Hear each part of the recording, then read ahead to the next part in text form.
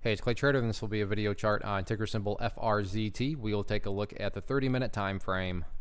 Real quick, what do I mean by 30-minute in case maybe you're new to charts? Instead of each one of these candlesticks here representing 1 day's worth of price action, which is what you would normally see, each one represents 30 minutes. So while this here may look like several days worth of time, it's actually just today's price action broken down into 30-minute time slices.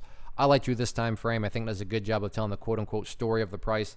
And in this situation, makes mapping out a very logical question quite straightforward. And that question revolves around the fact that today was a very, very nice move.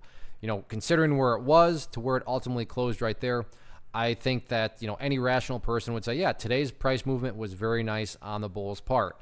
But that does lead to the very valid and logical question, but is there any sort of true power behind this price movement? Is there any sort of genuine strength? Or is this just some sort of knee-jerk reaction, dead cat bounce type move? I have no idea, but like I said, by using charts, we can make answering that question very straightforward. And in my mind, it all revolves around a single point. To better illustrate this, I'm going to scrunch up the chart here a little bit. And this point that in my mind, is very important is right here at 0022. Why is 0022 so important? Well, hopefully we can all agree on the logic that price movements with true power, with genuine strength, the price is going to make progress forward. It's not going to go back to where it was. I'm assuming you're saying, hey, thanks, Captain Obvious. Of course, if a price movement is truly strong, it's not going to go back to where it was. That would be a contradiction. Exactly. So with that in mind, think about 0022.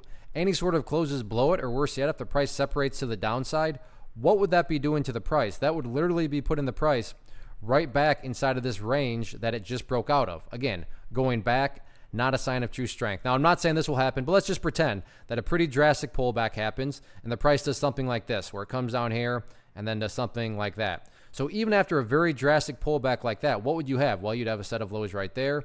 You'd have this previous set of lows down there. If you picture each of those as stair steps, well, hey, now you have stair steps progressing in the upwards direction. And again, that's the name of the game. That's what a truly strong move is going to do over time. It's going to make progress forward. And in this case, I'm just defining and quantifying the statement make progress as 0022. So that'll definitely be the very important level of support going forward. As far as levels of resistance are concerned, actually all about an annotation that I drew who knows when. That's the nice thing about TradingView, who I use for my chart provider here. Whenever I put up an annotation, it just remembers where it was. So at some point in time, I don't remember when that was, I talked about 0032 as an area of resistance. And not patting myself on the back, but I'm definitely patting charts on the back. The power of charts, you can see, surprise, surprise, look right where the price struggled today, right up around 0032. So I'm not saying that 0032 can't be broken or anything like that. I'm just saying it makes sense why the price ultimately did start to struggle up around that area.